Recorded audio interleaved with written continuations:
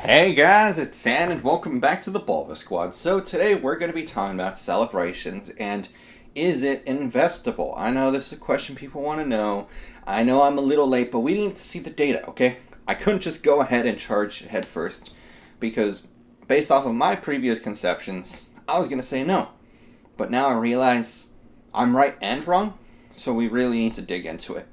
First and foremost, I cannot just look at celebrations and say, all right, this set as alone, I can really look at, break down, and make any form of concise prediction, or even make an educated guess.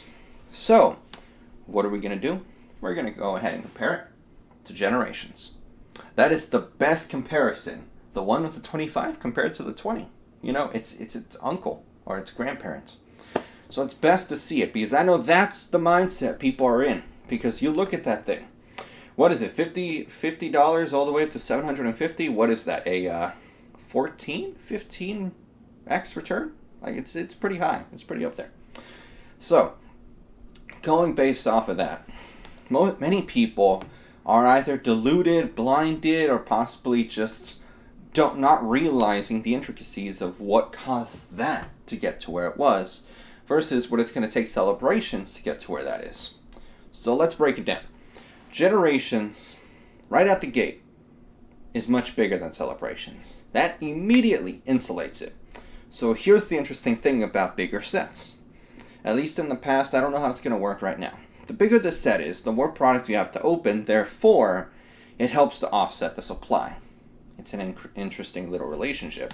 Celebrations, on the other hand, is tiny. It's 50 cards. 50. Like that's it. However, there are less celebrations packs out there per item than there would be of generations. So most products, let's say they would have 4, like generations, they would have 4 packs in this. Instead, in celebrations, they have 6, so that's 3 packs combined. Take the 6, divide by 2, and then they throw in 1 or 2 random packs from other sets in order to help sell the product. I don't know if it was engineered that way because of what happened with generations and how liquidity just evaporated, or if this is just because they had so much excess product, or maybe they're even just trying to get product out to the people. Either way, it's interesting. It's almost as though the Pokemon Company themselves did not believe in celebrations being enough to sell itself. So here's what I've noticed in celebrations. Celebration set is not what's selling. Like, not the set itself. The sales are slowing down, the singles are dropping, and overall interest in celebrations, yes, you can still make a video and get plenty of clicks, but it's not as strong as before. So looking at all this, I realized the items that are appreciating in celebrations, at least right now, are products, not the set. So, essentially, generations, you could invest in the set. You have the Poke-Kayun set. You have the what's that set called? I forgot what it's called. Don't worry, I'm gonna put the name on screen so you guys can see it. Oh, Radiant Collection. The Radiant Collection. And that was able to sell the set. Not to mention, they have a lot of cool promos. Like, actually, let me pull this up. Some of you guys might have seen it. You have this Charizard. It's pretty cool. So yeah, you had little things like that. However, in celebrations, the set itself isn't that exciting to a lot of people now that they've opened it. A lot of the cards, like, let's be honest, who's losing their mind over Tapu lately? Who's even losing their mind over Blastoise and Venusaur? Like, it's not that exciting. Right now, it's just Charizard and Umbreon and the Gold Mew. That's all people care about. 3 out of 50 cards. It's not that fun of a set to open. So what are people instead doing? They're going for products. I think anybody would be lying if they said, I don't want an ultra premium collection. Maybe they'd want it for cheaper, like at MSRP. Maybe they just want the cards, but the ultra premium collection and its contents are desirable. The Pokemon Center ATV, some people do want it. Some people just want it because of the extra aesthetic, the extra packs, maybe because it's more limited. And the lunchbox, I'm just saying that out loud because I don't understand the lunchbox. I guess it's kind of cool. You got a few little knickknacks in there. I think people just care about it because the intrinsic value is all messed up. So I just wanted to address that real quick. So, let's further expand on this concept.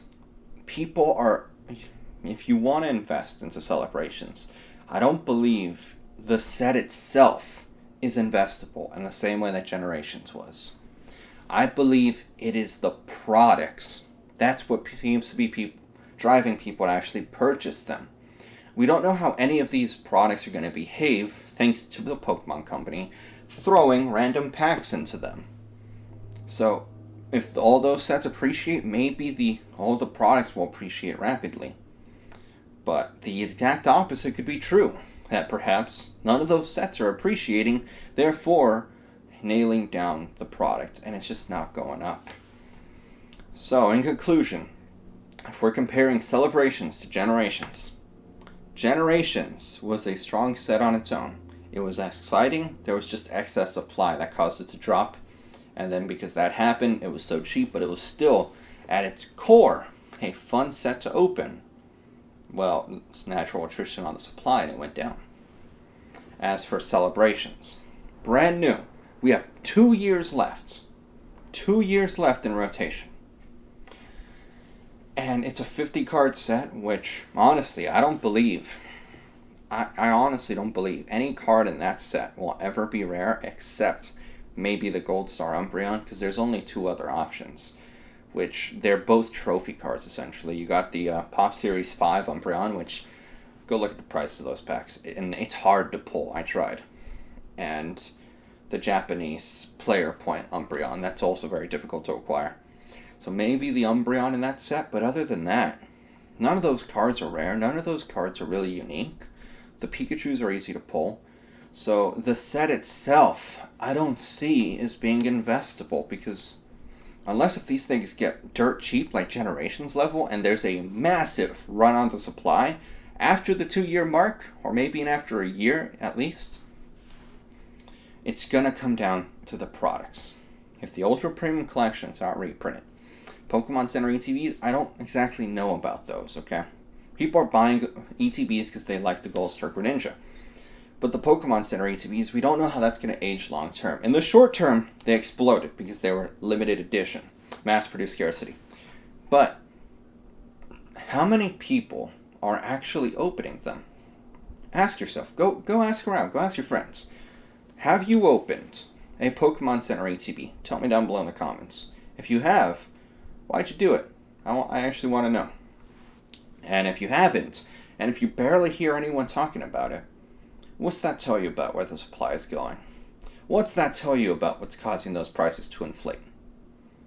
It's not collectors doing it. It ain't children.